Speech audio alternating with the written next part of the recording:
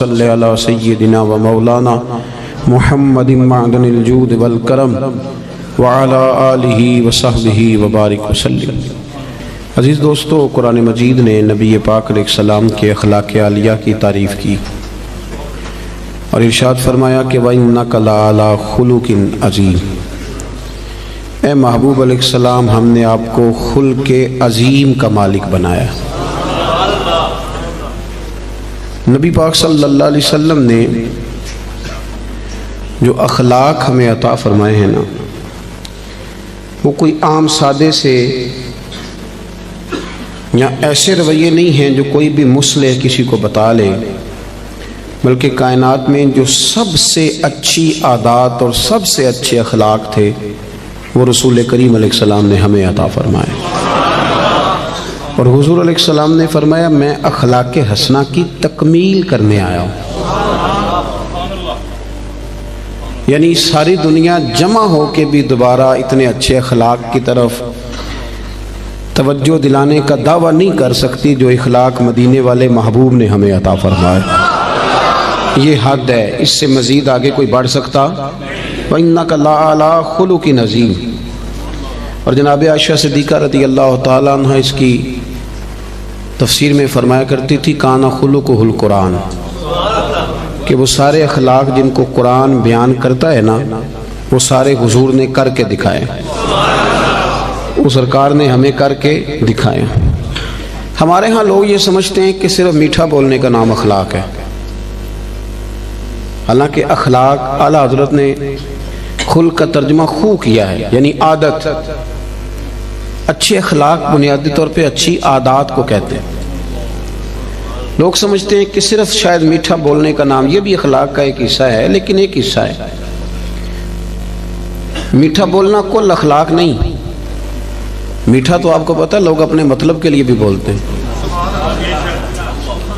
میٹھا تو لوگ مطلب کے لیے بھی بولتے ہیں۔ جہاز کا جو عملہ ہوتا ہے ان کی بڑی بڑی تگڑی تنخواہیں ہوتی ہیں، بڑی بڑی، تو ان میں سے جو آدمی 2 لاکھ روپیہ مہینہ لیتا ہے اسے پتہ ہوتا ہے کہ یہ بندہ 15,000 کی ٹکٹ لے کے بیٹھا ہوا ہے، لیکن وہ جتنی مرضی تلخی کرے، ان کی ٹریننگ ہوتی ہے کہ تم نے تلخ نہیں بولنا، یہ ٹریننگ ہوتی ہے۔ بلکہ چلیں اس سے زیادہ کھول کے بات عرض کرتا ہوں، آپ یہ اپنے شہر میں کسی کپڑے والی دکان پہ چلے جائیں تو سیل مین سے کہیں کہ ایک سوٹ دکھائیں تو وہ آپ کو دکھائے گا، نہیں یہ نہیں مجھے پسند تو وہ دوسرا تھان کھول لے گا، یہ بھی نہیں پسند تو وہ سارے کھول کے لے آئے گا۔ آپ آنے لگیں گے تو کہے گا انکل ذرا ٹھہریے، میں نے کچھ پیچھے بھی رکھے ہوئے، وہ بھی کھول کے لائے گا۔ پھر بھی آپ نے کہہ دیا کہ نہیں تیرے پاس وہ ہے ہی نہیں یار، تو نے میرا وقت ضائع کیا، تو پھر بھی بد اخلاقی نہیں کرتا وہ، بلکہ آپ سے کہتا ہے اگلے ہفتے آئیے گا، نیا مال بھی آنا ہے۔ لیکن جب آپ نیچے اترے سیڑھیوں سے تو اس نے پیچھے سے کہا کہ ایک جوڑا اس نے لینا ہوتا ہے اور نخرہ دیکھو کتنا ہے، تو آپ کا کیا مطلب ہے؟ یہ بندہ اخلاق والا ہے؟ یہ اخلاق، اس نے تو غیبت کی، اس نے ظلم کیا اپنی جان پہ۔ لوگ سمجھتے ہیں کہ فقط میٹھا بولو، یعنی آپ میٹھے بولتے جائیں باقی جو مرضی کرتے جائیں۔ اخلاق صرف میٹھا بولنے کا نام نہیں، اخلاق میٹھا بولنے کو نہیں کہتے، اخلاق تو سچ بولنے کو کہتے ہیں۔ سچ بولنا اور اس سچائی میں پھر مٹھاس پیدا کرنا، پھر اس کا نام حسن اخلاق ہے۔ سچ بولنے کا نام اخلاق ہے، خودداری کا نام اخلاق ہے، عزت نفس کا نام اخلاق ہے۔ عزیز دوستو، دیانتداری کا نام اخلاق ہے۔ نبی کریم صلی اللہ علیہ وسلم نے نا ہمیں بلند اخلاق سکھائے، بلند اخلاق۔ آج جن چیزوں کی بہت زیادہ ضرورت ہے ان میں سے ایک چیز ہے خودداری، عزت نفس۔ یہ دولت بے بہا ہے۔ حضرت حکیم بن حزام رضی اللہ تعالیٰ عنہ فرماتے ہیں کہ ہم کچھ لوگ نبی پاک صلی اللہ علیہ وسلم کی بارگاہ میں حاضر ہوئے تھے، حضرت عبد الرحمن ابن عوف بھی ان میں شامل تھے۔ ہم جب حاضر، یہ سیاستہ کی روایت ہے، کہتے ہیں جب ہم حاضر خدمت ہوئے تو حضور نے فرمایا میرے ہاتھ پہ بیعت کرو، تو ہم نے اس کی حضور ہم تو پہلے بیعت کر چکے، بیعت اسلام تو ہو چکی۔ حضور نے دوبارہ فرمایا بیعت کرو۔ ایک صحابی نے پھر عرض کی حضور بیعت کر چکے ہیں، تو حضور نے فرمایا دوبارہ بیعت کرو، اور اس بات پر بیعت کرو کہ کسی دنیا دار کے آگے ہاتھ نہیں پھیلاؤ گے، کسی دنیا دار کے سامنے ایک ہے اللہ والوں سے مانگنا، اللہ والوں کی مدد تو عین اللہ کی مدد ہوتی ہے، دنیا داروں سے مانگنا، اور ایک ہے دین کے لیے کسی کو توجہ دلانا، اس کا بھی معنی اور ہے، لیکن اپنی ذات کے لیے مانگنا، لالچ کرنا، لوگوں کی جیبوں کو دیکھنا۔ ہمارے نوجوان سارے تلاش کرتے پھرتے ہیں، وہ میری لندن والی پھوپھی مہربان ہو جائے تو میرا کام بن جائے گا، کبھی میرا امریکہ والا ماموں مجھے لے جائے تو میں بچ گیا۔ سہارے ڈھونڈتے پھرتے ہیں، سہارے کمزور لوگ ڈھونڈتے، کمزور لوگ سہارے ڈھونڈتے ہیں۔ اسلام تو وہ والا اخلاق سکھاتا ہے کہ سہارے ڈھونڈو نہ بلکہ کسی کا سہارا بن جاؤ، سہارا بنو کسی کا۔ حضور نے باقاعدہ بیعت لی، فرمایا بیعت کرو میرے ہاتھ پر کہ تم کسی کے آگے سوال۔ تو حضرت عقیل بن حزام کا اپنا یہ حال تھا کہ بوڑھے ہو گئے تھے، ضعیف تھے، چلتے تھے تو کمر میں تکلیف ہوتی تھی۔ ایک دفعہ گھوڑے پہ بیٹھے تھے یا اونٹ پہ بیٹھے تھے تو ہاتھ سے درہ گر گیا زمین پہ، آپ کا خادم قریب کھڑا تھا، بڑی مشکل سے گھوڑے سے اترے، وہ درہ اٹھایا، دوبارہ بیٹھنے لگے تو تکلیف ہوئی، 2-3 دفعہ کوشش کر کے بیٹھ گئے تو خادم کہنے لگا حضور مجھے حکم دے دیتے میں پکڑا دیتا۔ فرمانے لگے کیسے تمہیں کہہ دیتا؟ میں نے اپنے محبوب سے وعدہ کیا ہے کہ زندگی میں کسی دنیا دار سے سوال نہیں کروں۔ یہ کمزور لوگ ہوتے ہیں میرے بھائی۔ غیرت، اقبال نے کہا، اقبال کہنے لگے غیرت ہے بڑی چیز جہانے تگ و دو میں، غیرت مند بن، تو کسی کے سامنے ہاتھ پھیلاتا ہے۔ غیرت ہے بڑی چیز جہانے تگ و دو میں، پہناتی ہے یہ فقر کو تاج سردارا۔ فرمایا فقیر اگر سرداری والا تاج پہننا چاہتے ہیں نا تو پھر وہ ہاتھ پھیلانا چھوڑ دیں۔ مسند امام احمد بن حنبل کی حدیث کے 2 جملے ان کو رٹ کے یاد کر لینا آپ نے۔ ایک شخص نے عرض کیا تھا یا رسول اللہ صلی اللہ علیہ وسلم ذلت کیا ہے؟ تو نبی پاک علیہ السلام نے فرمایا اگر تو لالچ کرے گا تو ذلیل ہو جائے گا، لالچ کرے گا تو ذلیل ہو جائے گا۔ عرض کی حضور پھر عزت کیا ہے؟ تو محبوب فرمانے لگے جو رب نے تجھے دیا ہے نا اس پہ راضی ہو جا، اللہ تجھے عزت عطا کر دے گا۔ خوددار بنے۔ قرآن پاک نے نا تعریف کی ہے اصحاب صفہ کی، قرآن کہتا ہے لا یسألون الناس الحافا، وہ کسی سے لپٹ لپٹ کر سوال نہیں کرتے، پیٹوں پہ پتھر باندھے ہوئے کئی دنوں سے روٹی نہیں کھائی، پر کسی سے لپٹ لپٹ کر سوال ہے، وہ خودداری والے لوگ، عزت نفس والے، وہ ہاتھ نہیں پھیلاتے، وہ ان کا یہ رویہ نہیں ہے کہ کوئی آئے گا تو مجھے دے جائے گا۔ خواجہ حسن بصری رحمۃ اللہ علیہ کے پاس ایک نوجوان آیا تو آگے کہنے لگا حضرت جی مجھے سمجھ لگ گئی آج کے بعد میں نے کام کوئی نہیں کرنا، اب میں گھر بیٹھوں گا اللہ روزی دے گا۔ آپ فرمانے لگے جی وہ کیا سمجھ لگ گئی ہے؟ کہنے لگا میں نے آج عجیب بات دیکھی ہے، میں جنگل میں گیا ہوا تھا، ایک شیر آیا ہے، اس نے ایک بکرے کا شکار کیا ہے، کچھ اس نے کھایا ہے، پھر اس نے باقی کا اپنے پنجوں میں پکڑا ہے، پہاڑی کے اوپر چڑھ گیا، وہاں ایک نابینا لومڑی بیٹھی تھی، باقی کا اس نے اسے کھلایا ہے۔ تو مجھے مسئلے کی سمجھ آ گئی ہے کہ جو اللہ لومڑی کے لیے بندوبست کر سکتا ہے میرے لیے بھی کرے گا، لہذا اب کام نہیں کرنا۔ تو خواجہ حسن بصری فرمانے لگے سبحان اللہ کیا تیری سوچ ہے، تو نے 2 کردار دیکھے، ایک لومڑی دیکھی ایک شیر دیکھا، او خدا کے بندے تو نے لومڑی بننے کا فیصلہ کیا، شیر بننے کا کیوں نہیں کیا؟ تو شیر بننا، شکار مار، کھا بھی اور کھلا بھی، کھا بھی اور کھلا بھی۔ پڑھے نا ابن ماجہ شریف، ایک صحابی حاضر خدمت ہوئے، عرض کی حضور کچھ دیجئے۔ یہ نوجوان میری بات پہ خاص توجہ کریں۔ اب وہ اقبال کا کرتے تھے لہو مجھ کو رلاتی ہے جوانوں کی تن آسانی، کہتے ہیں آرام پسند ہے، کہتے کرنا کچھ نہ پڑے، کچھ شارٹ کٹ رستہ ملے۔ بلکہ ہمارے بچے تو اب خواب دیکھتے ہیں کہ سویرے میں اٹھوں تو میرے نا بستر کے نیچے ایک توڑا پیسوں کا پڑا ہوا ہو، یا میری موٹر سائیکل سے بٹ ٹکرائے کچھ ہے، میں اٹھاؤں تو نیچے ہیرے ہی ہیرے ہوں۔ یہ خواب ہے، تو خواب ہی ہوتے ہیں، ان کو تعبیر کرنے کے لیے محنت کرنی پڑتی، محنت کریں، جد و جہد کریں، خواب نہیں دیکھیں۔ ہمارے ہاں مزاج ہی نہیں، توجہ ہی نہیں۔ ابن ماجہ کی حدیث، ایک شخص نے آ کے عرض کیا تھا یا رسول اللہ کچھ دیجئے، اور کہاں سے اس نے مانگا؟ اس بارگاہ سے کہ جہاں سے قطرے بھی ملے تو دریا بن جایا کرتا ہے۔ اعلیٰ حضرت فرماتے ہیں میرے کریم سے گر قطرہ کسی نے مانگا دریا بہا دیے ہیں۔ در بے، یہ لفظ کیا ہے؟ در بے بہا، در الگ ہے اور بے بہا، شیر ذرا سمجھ کے پڑھا کر، در اعلیٰ حضرت ہے نا تو ذرا اعلیٰ سوچ کے ساتھ پڑھنا پڑے گا، ہے نا جی۔ ہمارے نعت خاں کچے پکے شیر پڑھ دیتے، ہم یہاں سے پڑھیں وہ مدینے سنیں، سبحان اللہ. تو ماموں کانجن سے پڑھیں تو حضور سنتے ہیں, تو اگر فیصل آباد سے پڑھیں تو یہ کیا شعر ہوا؟ اعلیٰ حضرت کا شعر ہی اور ہے. اعلیٰ حضرت کا شعر یہ نہیں ہے کہ ہم یہاں سے پڑھیں وہ مدینے سنیں, بلکہ اعلیٰ حضرت کا شعر ہے کہ دور و نزدیک کے سننے والے وہ کان, دور سے بھی اور نزدیک سے سننے والے.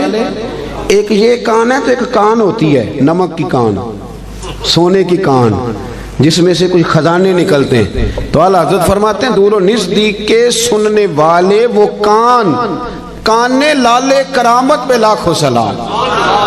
حضور کے جو کان ہے نا وہ کرامت کی کان ہے, وہ وہاں سے کرامت کے لال نکلتے ہیں. فاضل بریلوی کا شعر تو پھر وہ بہت ساری تفسیریں کرتا ہے نا, بر وقت نہیں کہ میں اس طرف جاؤں, مضمون پہ رہنا چاہتا ہوں. مانگا اس نے کچھ آ کے, تو نبی پاک صلی اللہ علیہ وسلم نے نا, حضور سب کو دیتے تھے اور بے بہا دیتے تھے, اور جو ایک دفعہ حضور سے مانگتا تھا کہیں اور جانے کی ضرورت ہی نہیں پڑتی تھی. لیکن اس صحابی سے, نوجوان سے نبی پاک نے فرمایا تیرے پاس کوئی شے نہیں, تو مانگنے آیا ہے. تو اس نے عرض کی یا رسول اللہ میرے گھر میں نا ایک کمبل ہے اوڑھنے کا اور ایک پیالہ ہے پانی پینے کا. صحیح بتانا اتنا غریب کوئی اس محفل میں ہے جس کے گھر میں ایک ہی کمبل اور ایک ہی پیالہ ہو؟ بولتے کیوں نہیں, آپ ناراض ہیں؟ چلو نہ ہی کر دیں.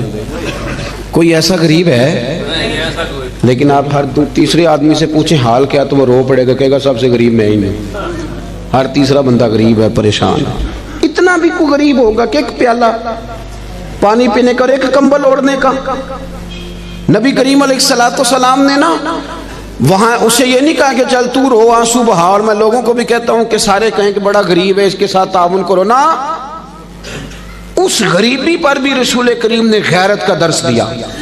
حضور نے فرمایا جا کمبل اور پیالہ لے کے آ. وہ لے کے آئے تو اللہ کے رسول نے فرمایا کون خریدے گا بھائی؟ ایک صحابی نے عرض کی حضور 1 دینار, دوسرے نے کہا 2 دینار. حضور نے 2 دینار والے کو کمبل اور پیالہ بھی بیچ دیا. اس نے نہیں کہا کہ حضور 2 ہی چیزیں تھی وہ بھی بیچ دینے لگے ہو.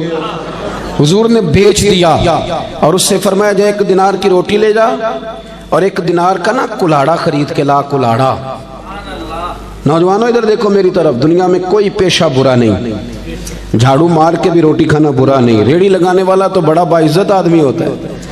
ایک کی پیشہ برا ہے, وہ ہے کسی کے سامنے ہاتھ پھیلانا, باقی کوئی شے بری نہیں. کریم رسول صلی اللہ تعالی علیہ وسلم نے فرمایا کلاڑا خرید کے لا.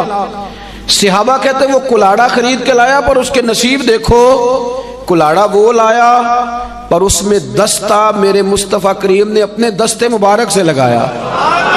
اور حضور نے اسے فرمایا چلنا جنگل میں, لکڑیاں کاٹ, کھا بھی اور کھلا بھی, پہن بھی, اور فرمایا 15 دن مجھے نظر نہ آنا, یعنی فرض نماز کے لیے آنا, اس کے علاوہ یہاں نہ آنا, جا کام کر. 15 دنوں کے بعد آیا.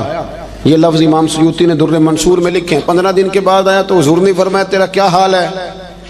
عرض کرنے لگے یا رسول اللہ پہلے 1 کمبل تھا, اب سارے گھر کے بستر بن گئے. پہلے 1 پیالہ تھا, بڑے برتن بن گئے. اور امام سیوطی نے یہ لفظ بڑھا کے لکھے ہیں, یہ صحا کے نہیں ہیں. کہتے ہیں اس نے جیب میں ہاتھ ڈالا اور 10 دینار نکالے.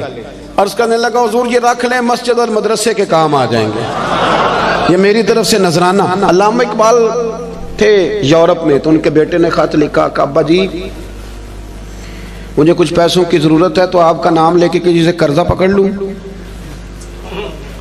تو اقبال نے جواب میں نظم لکھ کے بھیجی. اقبال کہنے لگے دیار عشق میں اپنا مقام پیدا کر, دیار عشق میں اپنا مقام پیدا کر, دیار عشق میں اپنا مقام پیدا کر, نیا زمانہ نئے صبح و شام پیدا کر. خدا اگر دل فطرت شناس کرے عطا تجھ کو, تو پھر سکوت لالا و گل سے کلام پیدا کر. اور اقبال کہنے لگے پتر میرا طریق امیری نہیں فقیری ہے, خود ہی نہ بیچ غریبی میں نام پیدا کر. خود ہی نہ بیچ غریبی میں, کس میں؟ یہ نوجوان کیوں نہیں بولتے جن سے میں بات کر رہا ہوں؟ غریبی میں نام. اعلیٰ حضرت فاضل بریلوی کا جو مدرسہ ہے نا بریلی شریف میں, وہ آج بھی چھوٹا سا ہے. یہ تھوڑا سا کرنی پڑتی ہے محنت شنت. تو بڑے خوددار آدمی تھے. کسی نے کہا بہت بڑے شاعر ہیں. نان پارہ ایک ریاست ہے انڈیا کی, اگر نان پارہ کے نواب کے لیے 2-3 شعر لکھ دیں تو مدرسہ بن جائے گا. تو اعلیٰ حضرت کہنے لگے چلو کوئی حرج نہیں, لکھ دیتے ہیں. یہاں تقریریں بکتی نہیں, نعتیں بکتی نہیں, یہاں بڑا کچھ نہیں ہوتا نیلام. تو 2 شعر لکھ دیں؟ کہنے لگے لکھ دیتے۔ کیا خوبصورت شعر لکھے، کہنے لگے کروں مدح اہل دول رضا، اور پڑھے اس بلا میں میری بلا، میں تو گدا ہوں اپنے کریم کا، میرا دین پا رہا ہے نان۔ اعلیٰ حضرت کے چھوٹے بیٹے تھے حضور مفتی اعظم ہند مولانا مصطفیٰ رضا خان صاحب۔ علامہ ارشد القادری ایک بہت بڑے عالم گزرے، جمشید پور میں رہتے تھے، کہتے میں نے ان کو بلایا اعلیٰ حضرت کے صاحبزادے کو محفل پہ، تو جب جانے لگے نا تو میں نا لفافے میں کچھ رقم رکھ کے بطور نذرانہ دینے لگا۔ نذرانہ سنت ہے، یہ تحفہ ہے۔ کہتے ہیں حضور مفتی اعظم نے مجھ سے پوچھا یہ کیا ہے، تو مجھے کہنا چاہیے تھا نذرانہ ہے، تحفہ ہے۔ میرے منہ سے نکل گیا حضور کرایہ ہے، آنے جانے کا کرایہ ہے۔ تو کہتے ہیں میرے منہ سے نکل گیا تو حضرت نے لپیٹ کے پیسے میری جیب میں دیے، کہنے لگے ارشد القادری صاحب یہ رکھیے، میں احمد رضا کا بیٹا ہوں، میں کرائے کا مولوی نہیں کہ جو کرایہ دے گا اور مجھے بلا لے گا۔ میرے والد نے بتایا ہے کرو مدح اہل دول رضا، پڑے اس بلا میں میری بلا، میں گدا ہوں اپنے کریم کا، میرا دین پارا ہے۔ نوجوانوں یہ اخلاق سب سے پہلے سیکھو، سب سے پہلے، کہ کسی دنیا دار کے سامنے ہاتھ، آپ محنت کریں، اللہ تو محنت کرنے والے کو محبوب ہی بڑا رکھتا ہے۔ آپ مشقت کریں، آپ دیکھیں رب کتنے رستے کھولتے۔ اور ایک اور بات، جو لوگ سیڑھیوں سے چلتے ہیں نا، بے ساکھیوں سے، انہیں پیروں پہ چلنا ہی نہیں آتا۔ اگر اپنے پیروں پہ چلنا سیکھو گے نا تو 1-2 دفعہ لڑکھڑاؤ گے، پھر سیدھے کھڑے ہو جاؤ گے، سیدھے کھڑے ہو جاؤ گے۔ سب سے پہلا اخلاق یہ سیکھو کہ کچھ بھی ہو جائے تھوڑے پہ گزارا کرو، تھوڑے، لیکن اپنے گھر کے اندر رہو۔ اگر آپ کا اپنا مکان ہے اور وہ کچا ہے تو ہمیں کیا ضرورت ہے کسی کا پکا دیکھنے کی؟ جو ہمارا ہے وہ محل ہے، ہمیں کیا ضرورت؟ خودداری، عزت۔ اور دوسرا اخلاق، آپ کو پتہ ہے نبی پاک صلی اللہ علیہ وسلم کی سب سے پہلے شہرت کیا ہوئی تھی؟ کہ صادق اور امین ہے۔ صادق اور بول کے بتائیے، حضور سب سے پہلے معروف کس بات سے ہوئے؟ ہمارے ہاں نا پاکستان کے آئین میں جھوٹ کی سزا ہی کوئی نہیں۔ پاکستان کے آئین میں جھوٹ کی سزا، آپ جائیں تھانے، اسے کہیں اس بندے نے میرے ساتھ 50 جھوٹ بولے ہیں، وہ کہے گا اس کا پرچہ ہی نہیں ہو سکتا۔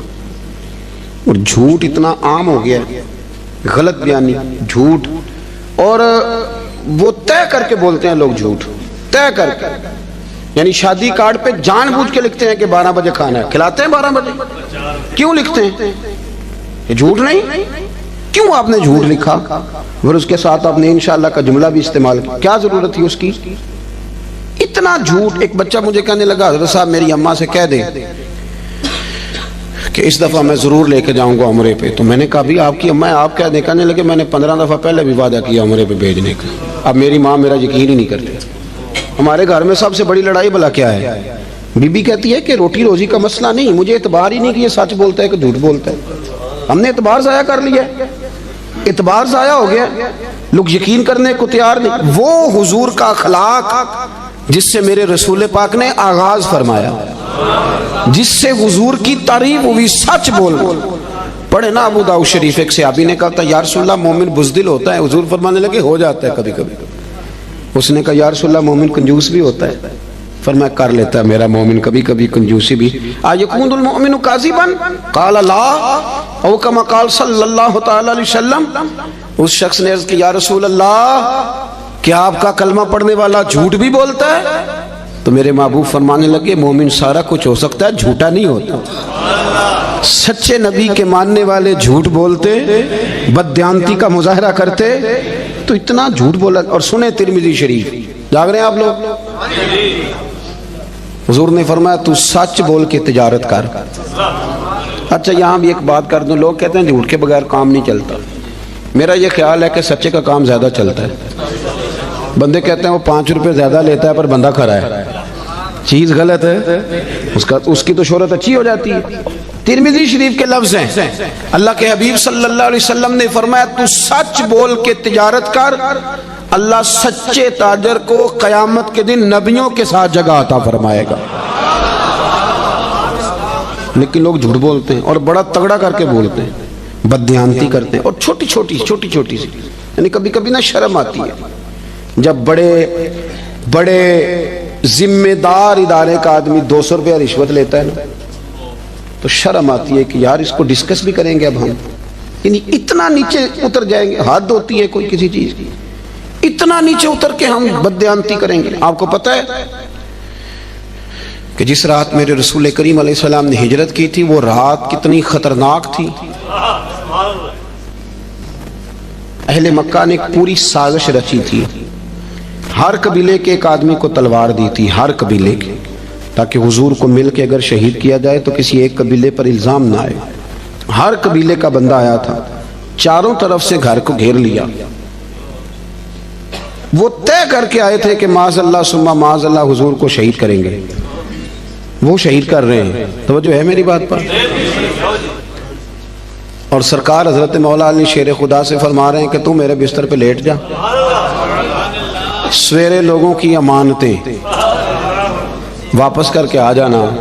محققین کہتے ہیں کہ وہ امانتیں بھلا کن لوگوں کی تھیں؟ جو باہر تلواریں لے کے کھڑے تھے۔ مجھے سچ بتاؤ کہ جس بندے سے میں نے لینا ہو لاکھ روپیہ وہ عمرے پہ جانے لگے، حالانکہ مجھے پتہ ہے کہ 20 دنوں میں 28 دنوں میں لوٹ آئے گا، تو میں اسے جانے دیتا ہوں؟ میں کہتا ہوں پہلے میرے پیسے رکھ۔ آپ ذرا اس بات کو اس کو عام نہ لیجئے گا، ذرا اس کی گہرائی دیکھیں کہ آپ ایک بندے کو شہید کرنے لگے، آپ اس کا خاتمہ کرنے لگے اور آپ کے پیسے اس کے گھر میں پڑیں، انوکھی بات نہیں؟ اخنس بن شریک ابو سفیان کہنے لگے کہ سنا تیرے بھی پیسے وہاں پڑے ہیں، تو شہید کرنے آ گیا تو پیسے تو لے رہے تھے۔ تو اخنس بن شریک کہنے لگا ابو سفیان چپ کر، بات کا تجھے بھی پتہ ہے اور بات کا مجھے بھی پتہ ہے، وہ باہر سے نہیں آئے، یہیں پیدا ہوئے، یہیں جوان ہوئے، ہمارے سامنے ان کی کن پٹیوں پہ بال سفید آئے، جانتا تو بھی ہے اور پتہ مجھے بھی ہے، مخالفت جتنی مرضی کریں پر یہ تو ہمیں پتہ ہے نا کہ وہ دنیا سے چلے بھی گئے تو ہماری امانتیں پھر بھی ضائع نہیں ہوں۔ آپ کیا بات کرتے ہیں صاحب؟ تیری صورت تیری سیرت زمانے سے نرالی ہے اور تیری ہر ایک ادا پیارے ادائے بے مثالی ہے۔ میرے عزیز اتنی بڑی بات کہ پیسے گھر میں پڑے، تو ان کا یہ دعویٰ ہے کہ وہ شہید بھی ہو گئے تو ہماری امانتیں ضائع۔ لیکن یہاں کیا حال ہے؟ بڑا بڑا سیاںہ بندہ، بڑا سیاںہ کہتا تیرا بیانہ گیا، ختم، چھٹی۔ کس حساب سے رکھ لیا آپ نے بیانہ؟ کس مفتی سے فتویٰ لیا؟ لیکن چھوٹی چھوٹی چیزوں میں بددیانتی، جھوٹ، دغا، فریب، اور آپ یقین کریں کوئی فائدہ نہیں ہوتا، لوگ پھر بھی جھوٹ بولتے ہیں، مذاق میں جھوٹ بولتے ہیں، جھوٹی کہانیاں سناتے ہیں۔ چھوڑیں، مہینہ چل رہا ہے سیدنا ابو بکر صدیق کا۔ حضرت ابو بکر صدیق رضی اللہ تعالیٰ عنہ نا نبی کریم صلی اللہ علیہ وسلم کو لے کے نا غار ثور پہ تشریف لے گئے۔ آج جب حاجی جاتے ہیں نا وہاں زیارت کے لیے تو رستے میں نا 5-6 جگہ سٹے کا مقام بنا ہوا ہے، چائے پیتے ہیں، بوتل پیتے ہیں، پھر بھی واپس آ کے ڈینگے مارتے ہیں کہ میں چڑھ گیا تھا جی، میں ہو آیا ہوں جی، میں تو یوں گیا اور یوں آیا، حالانکہ رستہ بنا ہوا ہے، رستے میں کئی جگہ پانی پیا، پھر بھی بڑی بڑھ کے۔ جب حضرت صدیق اکبر لے کے گئے تھے تو رستہ بھی کوئی نہیں تھا، وقت تھا رات کا۔ وہ درویشوں نے کیا خوب بات کی، جب دیکھا نا کہ حضور کو ذرا تکلیف ہو رہی ہے تو جناب ابو بکر کہنے لگے حضور میرے کندھوں پہ آ گئے۔ وہ درویش کہنے لگے او ویکھو پبا پار قدم نہیں جے لاؤندا تے 100 پہاڑ تے چڑھے آ جاندا، او پہ آ جاندا دے یار نبی دا اے اصلی دلدار نبی۔ ابو بکر صدیق نے نا اپنی جوان بیٹی، ذرا توجہ کرنا میری بات پر، بیٹیاں بڑی پیاری ہوتی ہیں۔ جو لوگ شروع سے یہاں رہتے ہیں نا اس شہر میں، وہ محلے میں، تو بچیاں جانتی ہوتی ہیں کہ یہ میرا چاچو ہے، یہ میرا خالو ہے، یہ میرا، سب اپنے ہوتے ہیں، لیکن اس کے باوجود بھی رات کو اگر جوان بیٹی نکل جائے نا چوک میں ماچس لینے تو سویرے مصیبت بن جاتی ہے۔ وہ بچی رات کو نکل گئی اور ہو سکتا ہے کہ والد بندوق نکال لے کہ تو کیسے باہر گئی تھی، لیکن یارو وفا بڑے بڑے امتحان لیتی۔ حضرت صدیق اکبر نے اپنی جوان بیٹی جناب اسماء بنت ابی بکر سے کہا پتر میرے نبی پاک کو نا تازہ کھانا ملنا چاہیے۔ حضرت اسماء کہتی میں روز روٹی پکاتی تھی اور تازی پکاتی تھی، اور جب دنیا سو جاتی، جوان بیٹی، رستہ کوئی نہیں غار میں جانے کا، دنیا سو جاتی تو کہتی ہیں میں پھر چادر اوڑھتی۔ آج بھی جہاں غار ثور ہے وہاں آبادی کوئی نہیں، آج بھی نہیں، تو اس وقت کیا عالم ہوگا؟ فرماتی میں رات کو تازہ کھانا لے کے جاتی۔ ایک رات میں نے کھانا پکایا، دوسرے دن میں کھانا دے کے آئی، دوسرے دن میں کھانا تیار کر رہی تھی، میرے دروازے پہ دستک ہوئی، کہتی میں کسی غریب کی بیٹی نہیں چودھری کی بیٹی تھی، ابو بکر صدیق قبیلے کے سردار تھے، کبھی کسی نے آنکھ اٹھا کے نہیں دیکھا تھا، لیکن جب دروازے پہ شور ہوا میں باہر گئی تو ابو جہل لوگوں کو لیے کھڑا تھا۔ اسماء کہاں گیا تیرا باپ حضور کو لے کے؟ کہتی رش تھا میرے دروازے پر۔ یار کوئی معمولی آدمی نہیں، سردار، مالدار، وزادار، تاجر آدمی۔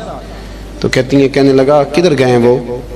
حضرت اسماء کہتی اب میں دوراہے پہ کھڑی تھی، اگر میں بتا دوں کہ وہ غار ثور میں ہیں تو میری وفا اجازت نہیں دیتی۔ سنو، بتا دوں کہ وہ غار ثور میں ہیں تو وفا اجازت، اور اگر میں یہ کہہ دوں مجھے پتہ نہیں تو یہ جھوٹ ہے، یہ میرے نبی کی شریعت اجازت نہیں دیتی۔ کس کس موقع پر لوگوں نے سچ بولا اور کس کس طرح بولا، کوئی فائدہ نہیں ہوتا۔ جھوٹ بولتے ہیں لوگ، دغا کرتے ہیں، کوئی معنی ہی نہیں، اپنا آپ خراب کرتے ہیں۔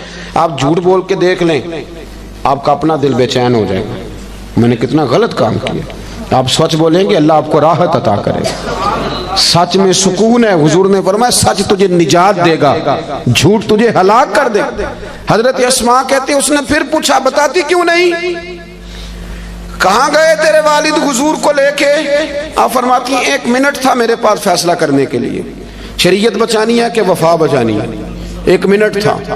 کہتی اس نے تیسری دفعہ کہا تو پھر میں تھی تو بی بی پر میں نے ساری ہمت جمع کی اور میں نے فیصلہ کیا کہ میں نے شریعت بھی بچانی ہے، وفا بھی بچانی ہے۔ کہتی اس نے تیسری دفعہ کہا بتاؤ کہاں گئے؟ تو کہتی ہے پھر میں نے اسے کہا ابو جال سون، میں ابو بکر صدیق کی بیٹی اور صدیق اکبر کی بیٹی ہوں، تیرے سے جو ہو سکتا ہے نا تو وہ کر لے، مجھے پتہ ہے وہ دونوں کہاں ہیں پر میں تجھے بتاؤں گی نہیں، میں نہیں بتاؤں گی، مجھے پتہ ہے وہ کہاں ہے پر میں بتاؤں گی۔ ہاں عشق تیاگ دومی ایک برابر، پر عشق دا سیک ودھیرا، اگ تے ساڑے ککھ تے کانے، عشق ساڑے تن میرا، تے اگ دا دارو می تے پانی، کوئی دسے ہاں پلا عشق دا دارو کیڑا، بلے شاہ تے کچھ نہیں بچدا جتھے عشق ہوران دا ڈیرا۔ فرمایا دونوں چیزیں بچانی ہیں۔ میں نے فوراً کہا، میں نے کہا مجھے پتہ ہے پر میں بتاؤں گی۔ کہتے ہیں جب میں نے یہ کہا تو اسے بڑا غصہ آیا، اس نے ایک تھپڑ مارا، زمین پہ گری، کان میں بالی تھی، پتھر کو لگا کان تو کان پھٹ گیا۔ کہتی میں سردار کی بیٹی تھی، میں کو کسی چھوٹے آدمی کی تو نہیں تھی نا۔ جب کان پھٹا تو لوگوں نے ابو جال کو پکڑا، ادھر آ تو بچیوں کے منہ لگتا ہے، خیال کر۔ لوگ اسے لے گئے۔ کہتی میں اسی حال میں اٹھی، میں نے اپنے کانوں پہ چادر لپیٹی اور پھر روٹی پکائی، اور پھر میں نے دیکھا کہ ذرا لوگ زیادہ گہری نیند چلے جائیں، رات گہری ہو جائے تو میں غار ثور میں گئی۔ کہتے جب وہاں کھانا رکھا، دیا جلایا تو جناب صدیق اکبر پریشان ہو گئے۔ اسماء پتر منہ کیوں لپیٹا ہوا ہے؟ بیٹی رہتی ہو نا دو کہیں تو وہ ٹیلی فون پہ رات فون پہ صحیح بات نہ کرے تو ابا ساری رات سوتا ہی نہیں، پتہ نہیں تینوں کی، اور بچی منہ لپیٹا۔ کیا ہوا؟ کچھ نہیں، آپ کھانا کھائیں۔ کیا ہوا ابا جی؟ دیکھیں کیا پکایا۔ اسماء پتر بتا کیا ہوا؟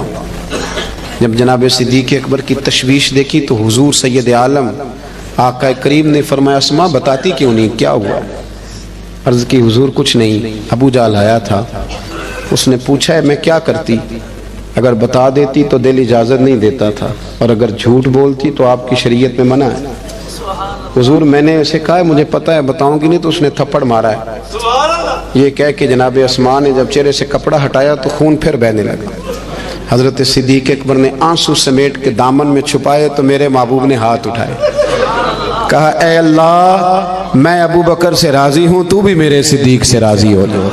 میرے عزیزو ہم تو نا بلا وجہ کا جھوٹ، بلا حضرت معروف کرخی رحمت اللہ تعالی علیہ، بغداد کے لوگ آپ کے پاس آئے، کہنے لگے حضور دعا کر دیں بغداد میں بارش نہیں ہوتی۔ تو آپ فرمانے لگے یہ جو میرے سامنے کریانے والا ہے نا، یہ جو دال بیچتا ہے، شکر بیچتا ہے، گڑ بیچتا ہے، اس سے دعا کراؤ بارش ہو جائے گی۔ لوگ کہنے لگے حضرت صاحب وہ تو ہمارے ساتھ ہی نماز پڑھتا ہے، سارا کچھ ہے ہم جانتے ہیں۔ فرمایا اس سے دعا کراؤ بارش ہو جائے گی۔ لوگ کہتے ہیں جا کے اسے کہا میاں دعا کر دو، کہنے لگا حضرت صاحب سے کراؤ، تو کہنے لگی انہوں نے ہی تو بھیجا ہے۔ اچھا انہوں نے بھیجا ہے؟ ہاتھ اٹھا دیے، یا اللہ تیرے بندے کہتے ہیں تیرے بندے نے بھیجا ہے، مہربانی کار بندوں پہ رحم فرما۔ ابھی دعا پوری بھی نہیں ہوئی کہ رب کریم نے بارش عطا کر دی۔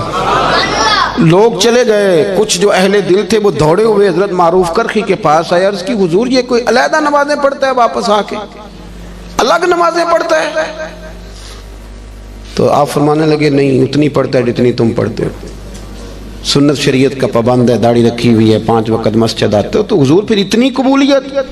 آپ فرمانے لگے 35 سال ہو گئے میرے سامنے دکان کرتا ہے، یہ سودا پورا تولتا ہے اور گاہکوں کے ساتھ سچ بولتا ہے۔ تو جو بندہ 35 سال سے سچ بولے، اللہ کی نافرمانی نہ کرے، وہ بھی جب ہاتھ اٹھائے تو عرش کا مالک فوراً دعائیں قبول فرمائے۔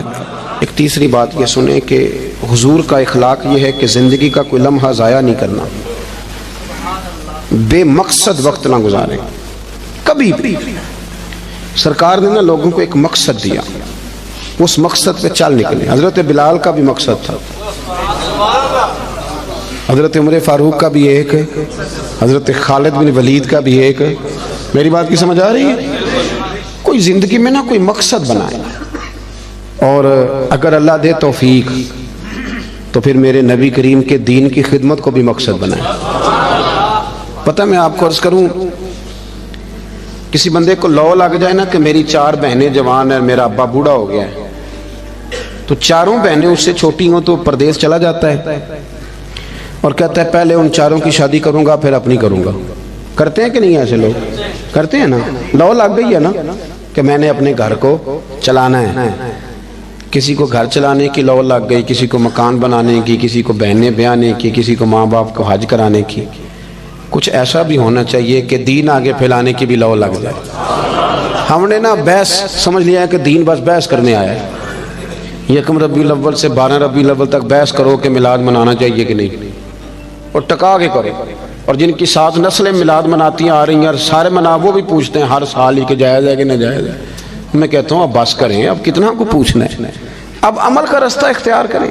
اب اور میں نے اس دفعہ دوستوں سے کہا تھا کہ میرا دل کرتا ہے اب یہ نہ پوچھو میلاد منانا چاہیے کہ نہیں، اب میرا یہ دل کرتا ہے کہ ہم سے یہ پوچھیں کہ میلاد کی جھنڈیاں وضو کر کے لگانی چاہیے کہ بغیر وضو کے بھی لگ جاتی ہیں۔ اب ساری زندگی یہیں اڑے رہنا ہے، آگے بھی تو بڑھو نا تھوڑا سا۔ دین کے لیے نا جد و جہد نہیں، شوق نہیں، بلکہ بہانے بازی ہے، فلانا لڑتا ہے، فلانا ایسے کرتا ہے، فلانا۔ چھوڑیں، آپ نے عمل کب کیا ہے؟ دین کو تھوڑا سا مقصود بنائیں، کوئی ایک لائق سا بچہ نکال کے نا اسے دین کا عالم بنائیں، کچھ تھوڑا سا نا دینی چیزوں کو پڑھیں، کچھ لوگوں کو پڑھنے کی رغبت دیں۔ ہمارے ہاں نا وہ کسی ایک مدرسے کا کوئی استاد، اس کی فوٹو چھپ جائے نا اس نے بڑا مارا ہے اور بچے کے کمر پہ نشان پڑ گئے تو فوٹو اچھی چلتی ہے سوشل میڈیا پہ 4 دن۔ مجھے بھی ایک نے لا کے دکھائی، کہنے لگے مولوی صاحب مار مار کے ویکو کی حال کیتا ہے۔ میں نے اسے کہا کہ کتنے مدرسے ہیں پاکستان میں؟ مدرسوں کی تعداد ہزاروں میں، تو یہ ایک بندہ آپ کو ایسا نکلا ہے تو آپ نے ادھم مچا دیا ہے۔ اس نے غلط کیا، اسے ایسا نہیں کرنا چاہیے تھا۔ پر آپ میرے ساتھ چلے، میں بتاتا ہوں یونیورسٹیوں میں کیا کیا خرابیاں ہیں، کالجوں میں کیا خرابیاں ہیں۔ آپ حیران ہوں گے کہ نشہ سب سے زیادہ یونیورسٹیوں اور کالجوں میں بکتا ہے۔ آپ نے کبھی دیکھا ہے کوئی مولوی ہائی لائٹ کرتا ہو کہ یونیورسٹیوں میں یہ کچھ ہو رہا ہے؟ کبھی دیکھا آپ نے؟ نہیں کرتے، اس لیے کہ ہم سمجھتے ہیں وطن ہمارا اپنا ہے اور یونیورسٹیاں ہماری اپنی ہیں، پڑھنے والے بچے ہمارے۔ ہم مدارس کے بچوں کو اپنا کیوں نہیں سمجھتے؟ مسجد کو اپنا کیوں نہیں سمجھتے؟ یہ بھی ایک ادارہ ہے، یہ بڑا کچھ ہمیں دیتا ہے، بڑا کچھ۔ لوگ کہتے ہیں مولوی کچھ نہیں کر رہے، تو میں کہتا ہوں کبھی ایسا ہوا ہے کہ تراویحاں کسی مسجد میں رہ گئی ہوں کہ حافظ نہیں ملا؟ بتائیں کبھی ہوا ہے؟ اس مسجد میں آج جمعہ نہیں ہوا جی، مولوی کوئی نہیں ملا۔ تو مدارس کچھ کر رہے ہیں تو اتنا بڑا انقلاب آیا ہوا ہے۔ ہر شعبے کے لیے آپ کو بندہ ملتا ہے۔ اپنا دین کو مقصد بنائیں، اور کچھ نہ کر سکے تو کم از کم دینی لوگوں کی حوصلہ شکنی نہ کریں۔ ایسے کوئی بندہ پگڑی باندھ کے آ جائے تو اسے کہہ دے کہ تو اچھا لگ رہا ہے۔ ویسے ایک میرا دل کر رہا ہے بات کر دوں، وہ بھی میں کر ہی دیتا ہوں۔ آپ نا بیوٹی پارلر سے تیار ہو کے ہیں تو لوگ کہیں گے سونے لگ رہے ہیں، یہی کہیں گے۔ لیکن اگر آپ امامہ باندھ کے، داڑھی رکھ کے، کنگھی کر کے، خوشبو لگا کے ہیں تو لوگ تعریف پھر بھی کریں گے، پر یہ نہیں کہیں گے سونے لگ رہا ہے، کہیں گے کتنا نورانی چہرہ ہے۔ تو دین کے رنگ میں تو تعریف بھی بدل جاتی ہے اور مزہ دیتی ہے۔ تو اپنا مقصود بنائے۔ مجھے بتایا گیا یہاں مسجد اور بڑی جلدی مدرسے کا بھی آغاز ہونے لگا ہے۔ میں اس چیز کا قائل ہوں کہ مسجد اور مدرسہ جہاں بھی ہو وہ میرے نبی پاک کی پسند ہے۔ اپنی توجہات بڑھایا کریں، انسانوں میں غلطیاں ہوتی ہیں، مسجد و مدرسوں میں رہنے والے لوگ فرشتے نہیں ہوتے، انسان ہوتے ہیں، تو غلطیاں جہاں ہوتی ہیں ان کو صحیح کیا جاتا ہے، غلطیوں کی مخالفت شروع نہیں کی جاتی۔ اس مدرسے کو، اس مسجد کو آپ نے توجہ دینی ہے، توجہ۔